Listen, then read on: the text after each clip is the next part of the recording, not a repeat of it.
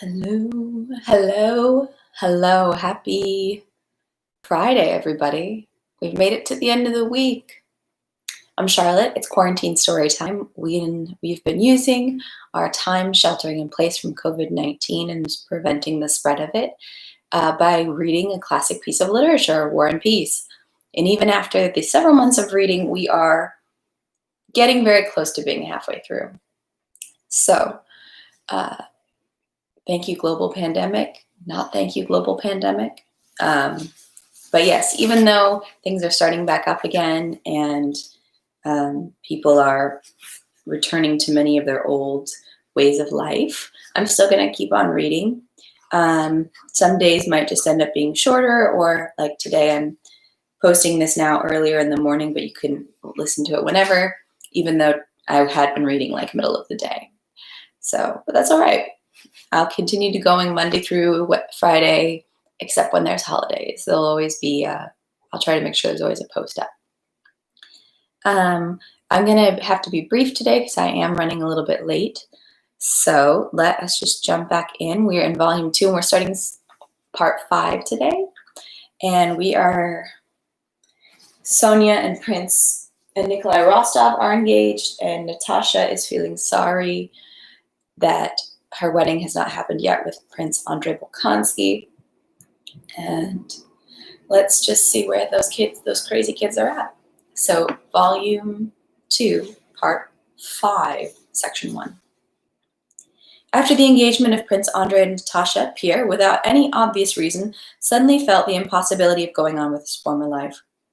However firmly convinced he was of the truths revealed to him by his benefactor, however joyful for him had been the first time of enthusiastic inner work of self-improvement to which he had given himself with such ardor, after Prince Andrei's betrothal to Natasha, after the death of Iosif Alexeyevich, of which he received news at almost the same time, the whole charm of that former life suddenly vanished for him. Only the skeleton of life remained, his house and with his brilliant wife, who now enjoyed the favors of an important person, acquaintance with all Petersburg, service with its dull formalities. And the former life suddenly presented itself to Pierre with unexpected vileness. He ceased writing in his diary, avoided the company of the brothers, began going to the club again, began drinking heavily again, became close again with bachelor companies, and began leading such a life that Elena Vasilievna felt it necessary to reprimand him sternly. Pierre felt that she was right, and to avoid compromising his wife, left for Moscow. In Moscow, as soon as he moved into his huge house with the dried and drying up princesses, with its enormous staff, as soon as he saw, on driving through the city, the Iverskaya chapel with countless candles burning before the gold casings, saw the Kremlin square with its untrampled snow, the cabbies, the hooves of Sivtsev Vesek, saw old Moscow men who desired nothing and were not hurrying anywhere as they had lived out their lives, saw little old women, Moscow ladies, Moscow balls, and the Moscow English Club. He felt himself at home, in a quiet haven. For him, Moscow was comfortable, warm, habitual, and dirty, like an old dressing gown. All Moscow society, from old women to children, received Pierre like a long-awaited guest, whose place was always kept ready and vacant. For Moscow society, Pierre was the most dear, kind, intelligent, merry, and magnanimous of eccentrics, absent-minded and warm-hearted, a Russian squire of the old stamp. His purse was always heavy because it was open to everyone. His purse was always empty because it was open to everyone. Benefit performances, bad paintings and statues, philanthropic societies, gypsies, schools, subscription dinners, carousing, the Masons, churches, books. No one and nothing met with refusal, and had it not been for 2 friends of his, who borrowed a good deal of money from him and taken him under their tutelage, he would have given everything away. No evening or dinner at the club could do without him. As soon as he dropped into his place on the sofa after 2 bottles of Margaux, he was surrounded, and the talk and arguments and jokes began. When people quarreled, he, merely by his kindly smile and an appropriately uttered joke, made peace. Dinners at the Masonic lodges were dull and sluggish if he was not there. When, after a bachelor supper, with a sweet and kindly smile, yielding to the entreaties of the married company, he got up to go with them, joyful, triumphant cries came from the young men. At balls he danced. If there was a need for partners, the young ladies and girls liked him because without paying court to anyone, he was equally amiable with them all, especially after supper. Il est charmant, il n'est pas de sexe, they said of him. He's charming, he has no sex. Pierre was one of those retired gentlemen in waiting of whom there was hundreds good-naturedly living out their lives in Moscow. How horrified he would have been if 7 years ago, when he had just come from abroad, someone had told him that there was no need to seek or invent anything, that his rut had long been carved out for him and determined from all eternity, and that however he twisted and turned, he would be that which everyone was in his position. He could not have believed it. Had he not wished with all his soul to establish a republic in Russia, then to become a Napoleon himself, a philosopher, a tactician, the defeater of Napoleon? Had he not seen the possibility and passionately wished to transform depraved mankind and bring his own self to the highest degree of perfection? Had he not established schools and hospitals and liberated his peasants? But instead of all this, here he was, the rich husband of an unfaithful wife, a retired gentleman in waiting, who liked to eat, drink, and unbuttoning himself to denounce the government a little, a member of the Moscow English Club, and a universally beloved member of Moscow society. For a long time he could not reconcile himself to the thought that he was the very same retired Moscow gentleman-in-waiting type of which he so deeply despised 7 years ago. He sometimes comforted himself with the thought that he happened to be leading this life just so, in the meantime. But then he would be horrified by another thought, that it was just so, in the meantime, that so many people had entered this life, this club, as he had, with all their teeth and hair, and come out of it with not a single tooth or hair left. In moments of pride, when he thought of his position, it seemed to him that he was quite different, distinct from those retired gentlemen-in-waiting, whom he had formerly despised, that they were banal and stupid, content and at peace in their positions. While I am not at all content, even now, and I keep wanting to do something for mankind, he said to himself in moments of pride. And maybe all these comrades of mine struggled just like me, sought some new path of their own in life, and just like me, by force of circumstances, society, breeding, by the elemental force against which man is powerless, were brought to where I am now, he said to himself in moments of modesty, and having lived in Moscow for a time, he no longer despised, but was beginning to love, respect, and pity his comrades in the fate as he did himself. Pierre was not, as formerly, overcome by moments of despair, spleen, and loathing for life, but the same illness that formerly expressed itself in abrupt fits was now driven inside and never left him for a moment. What for? Why? What's going on in the world? He asked himself with perplexity several times a day, involuntarily beginning to ponder the meaning of life's phenomenon.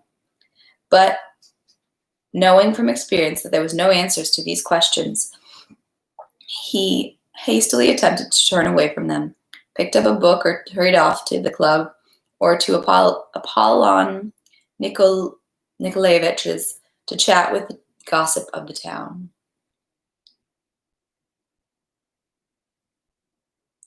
Elena Vasilievna, who has never loved anything except her own body and is one of the stupidest women in the world, thought Pierre, appears to people as the height of intelligence and finesse, and they bow down to her. Napoleon Bonaparte was scorned by everyone as long as he was great, but now that he's become a pathetic comedian, the Emperor of France seeks to offer him his daughter as an illegitimate wife. The Spanish offer up prayers to God through the Catholic clergy in thanksgiving for having defeated the French on the 14th of June, and the French offer up prayers to the same Catholic clergy for having defeated the Spanish on the 14th of June. My brother Masons swear in blood that they are ready to sacrifice everything for their neighbor, but they won't pay a single ruble in the collection for the poor, and have a stray intrigue against the manna seekers, and fuss over an authentic Scottish rug and about charters, the meaning of which is unknown even to those who wrote them, and which nobody needs.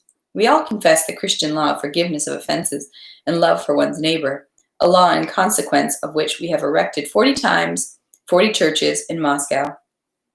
But yesterday a deserter was flogged to death, and a priest, a servant of that same law of love and forgiveness, gave him the cross to kiss before the execution.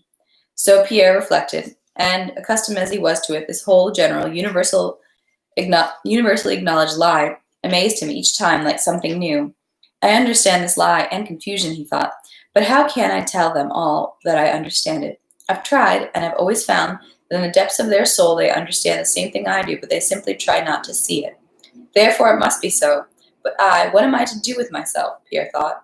He experienced the unfortunate ability of many people, especially Russians, the ability to see and believe in the possibility of goodness and truth, and to see the evil and falsehood of life too clearly to be able to participate in it seriously. Every sphere of work was, in his eyes, bound up with evil and deceit. Whatever he tried to be, whatever he undertook, evil and falsehood repulsed him and barred him from all paths of activity. And yet he had to live, he had to keep busy. It was too frightening to be under the burden of all that insoluble question of life, and he gave himself to the first amusement that came along, only so as to forget them. He frequented every possible society, drank heavily, bought paintings, built, but above all, he read. He read everything that came to hand, so that on coming home, while the footmen were still undressing him, he would take up a book and read, and from reading he would pass into sleep, and from sleep to chatter in drawing rooms and pubs, from chatter to carousing and women, from carousing back to chatter, reading, and wine. Drinking wine became more and more of a physical, and at the time moral, need for him, though the doctors told him that with his corpulence wine was dangerous for him. He drank a great deal. He felt perfectly well only when, without noticing how, having poured several glasses of wine into his large mouth, he experienced a pleasant warmth in his body, an affection toward all his neighbors, and a mental readiness to respond superficially to every thought, without going deeply into its essence. Only when he had drunk a bottle or two of wine did he become dimly aware that the tangled, terrible knot of life, which had formerly terrified him, was not frightening as it seemed to him. With a buzzing in his head, the chattering, listening to conversation, or reading after dinner and supper, he constantly saw that knot from some one of its sides. But only under the influence of wine did he say to himself, "Never mind, I'll disentangle it. I've got a ready explanation right here, but I have no time now. I'll think it over later." But this later never came. On an empty stomach in the morning, all the old questions seemed as insoluble and frightening as ever, and Pierre would hastily seize a book and was glad when someone came to see him. Sometimes Pierre remembered stories he had heard about how soldiers at war, taking cover under enemy fire when there is nothing to do, try to find some occupation for themselves so as to endure the danger more easily. And to Pierre, all people seemed to be such soldiers, saving themselves from life, some with ambition, some with cards, some with drafting laws, some with women, some with playthings, some with horses, some with politics, some with hunting, some with wine, some with affairs of state. Nothing is either trivial or important, it's all the same, you only save yourself from it as best you can, thought Pierre, only not to see it, that dreadful it. Section 2. At the beginning of the winter, Prince Nikolai Andreevich Bolkonsky came to Moscow with his daughter. Because of his past, because of his intelligence and originality, and especially because of the weakening just then of the raptures over the reign of Alexander I, because of the anti-French and patriotic tendencies which reigned at the time in Moscow, Prince Nikolai Andreevich at once became an object of special deference among the Muscovites and the center of Moscow opposition to the government. The prince had aged very much that year. Distinct signs of senility appeared in him, falling asleep unexpectedly, a forgetfulness of recent events, and a good memory of those long past, and the childish vanity with which he accepted the role of head of the Moscow opposition. Despite which, when the old man, especially in the evenings, came out to tea in his fur-trimmed jacket and powdered wig, and prompted by someone began his curt stories of the past, or his still more curt and cutting opinions of the present, he aroused in all his guests the same feeling of deferential respect. For his visitors, the whole of that old house with its enormous pier glasses, its pre-revolutionary furniture, those powdered footmen, and the tough, intelligent old man himself of the previous century, with his meek daughter and the pretty little Frenchwoman, who both stood in awe of him, presented a majestically agreeable spectacle. But the visitors did not consider that, besides those 2 or 3 hours during which they saw their host, there was another 22 hours in the day during which the secret inner life of that house went on. Lately in Moscow, that inner life had become very painful for Princess Maria. She was deprived in Moscow of her best joys, conversations with the people of God and solitude, which refreshed her in Bald Hills. Nor did she have any of the advantages or joys of life in the capital. She did not go into the society. Everybody knew that her father would not let her go without him, and he could not go on account of ill health. So she was never invited to dinners or soirees. Princess Maria had completely abandoned all hope of getting married. She saw the coldness and animosity with which Prince Nikolai Andreich received and sent away the young men, possible suitors, who occasionally appeared in their house. Princess Maria had no friends. During this time in Moscow, she had become disappointed in the two persons closest to her. Mademoiselle Bourienne, with whom she could not be fully candid even before, now became disagreeable to her, and she, for certain reasons, began to withdraw from her. Julie, who lived in Moscow and with whom Princess Maria had corresponded for the last 5 years, turned out to be totally foreign to her when Princess Maria met her again in person. At that time, Julie, who, owing to the deaths of her brothers, had become one of the richest prospective brides in Moscow, was in the full whirl of society pleasures. She was surrounded by young men who, she thought, had suddenly come to appreciate her merits. Julie had reached that stage when a young lady of society feels that her last chance to marry has come, and her fate must be decided now or never. On Thursday, Princess Maria remembered with a sad smile that she now had no one to write to, since Julie, whose presence brought her no joy, was there, and she saw her every week. Like the old émigré who refused to marry a lady with whom he had been spending his evenings for several years, because once married he would not know where to spend his evenings, she was sorry that Julie was there, and that she had no one to write to. Princess Maria had no one in Moscow with whom she could talk, no one to whom she could confide her grief, and many new griefs were added on during that time. The date of Prince Andrei's return and marriage was approaching, and his request that she prepare her father for it had not been fulfilled. But the matter, on the contrary, seemed to have deteriorated completely, and any reminder of Countess Rostov put the old prince beside himself, and he was almost always in a bad mood as it was. A new grief recently added to Princess Maria's burden with the lessons she gave to her 6-year-old nephew. In her relations with Nikolushka, she recognized in herself with horror the quality of her father's irritability. No matter how many times she told herself that she must not allow herself to get angry while teaching her nephew, almost every time she sat down with a pointer over the French reader, she wanted so much to pour her knowledge quickly and easily from herself into the child, who was already afraid that his aunt was about to get angry, that at the least inattention on the boy's part, she jumped, hurried, became angry, raised her voice, sometimes pulled his arm, and made him stand in the corner. Having stood him in the corner, she herself would begin to weep over her wicked, bad character, and Nikolushka, imitating her weeping, would leave the corner without permission, come over to her, pull her wet hands away from her face, and comfort her. But the greatest of all the princess's griefs came from her father's irritability, which was always directed against her, and lately had reached the point of cruelty. He had made her bow to the ground all night. If he had made her bow to the ground all night, if he had beaten her, made her carry firewood and water, it would not have occurred to her that her position was difficult. But this loving tormentor, the more cruel because he loved her and because of that tormented himself and her, knew not only how to insult and humiliate her deliberately, but also how to prove to her that she was always to blame for everything. Lately a new feature had appeared in him which tormented Princess Maria most of all. This was his increasing intimacy with Mademoiselle Bourienne. The thought, which occurred to him as a joke when he received news of his son's intention, that if Andrei got married, he himself would marry Bourienne, was evidently to his liking, and lately, only in order to insult her, as it seemed to Princess Maria, he had stubbornly shown a special affection for Mademoiselle Bourienne, and had shown his displeasure with his daughter by showing his liking for Bourienne. One day in Moscow, in Princess Maria's presence, it seemed to her that he did it in front of her on purpose, the old prince kissed Mademoiselle Bourienne's hand, pulled her to him, and embraced her affectionately. Princess Maria flared up and ran out of the room. A few moments later, Mademoiselle Bourienne came into Princess Maria's room, smiling and talking about something cheerfully in her pleasant voice. Princess Maria hastily wiped her tears, went up to Bourienne with resolute steps, and apparently not realizing herself, began shouting at the Frenchwoman with wrathful haste and a breaking voice. "It's vile, low, inhuman to take advantages of the weakness." She did not finish. "Get out of my room," she cried and burst into sobs. The next day the prince did not say a word to his daughter, but she noticed over dinner that he ordered the food served starting with Mademoiselle Bourienne. At the end of dinner, when the butler, out of old habit, again served the coffee, starting with the princess, the prince flew into a rage, flung his cane at Philippe, and at once gave orders for him to be sent as a soldier. They don't hear, I told them twice. They don't hear. She's the first person in this house. She's my best friend, cried the prince. And, he shouted wrathfully, addressing Princess Marya for the first time, if you allow yourself once more, as you did yesterday, to forget yourself before her, I'll show you who is master in this house. Out! I don't want to see you. Apologize to her.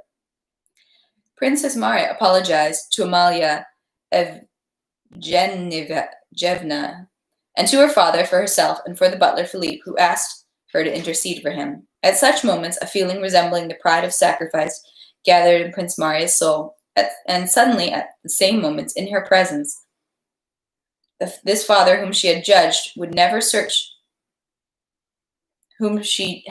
either search for his spectacles, fumbling just next to them and not seeing them, or forget what had just happened, or make a false step with his weakening legs, and look around to see if anyone had noticed his weakness. Oh, I'm sorry. Let me try that again. And suddenly, at those moments, in her presence, this father whom she had judged would either search for his spectacles, fumbling just next to them and not seeing them, or forget what had just happened, or make a false step with his weakening legs and look around to see if anyone had noticed his weakness. Or, which was worst of all, over dinner, if there was no guest to excite him, would doze off, dropping his napkin and hanging his shaking head over his plate. He's old and weak, and I dare to judge him, she would think with self-loathing at such moments. And that's the end of section 2. Unfortunately, we're going to have to cut it a little short today. I have to dash off, but I will make it up in spades on Monday's reading. And I think hopefully we will be getting back into Andrei Bolkonsky's character in the next section, so maybe this is a good pausing place. Definitely sad to see what's happening in the Bolkonsky household.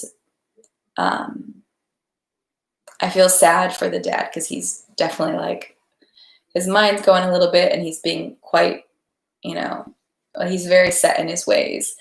But the whole Mademoiselle Bourienne thing seems really absurd. And the fact that she's just eating it up. I'm like, never really loved her character, especially with the whole Prince Corrigan thing, who was supposed to come possibly marry Princess Marya, even though I didn't like him. And instead, she's over there having a little affair with him in the corner. So never really trusted her. Didn't really love her character anyways. So no, I definitely don't. Hope you guys have a great week. We will get back to some more on Monday. Have a great weekend. Stay safe. Stay loving. Bye.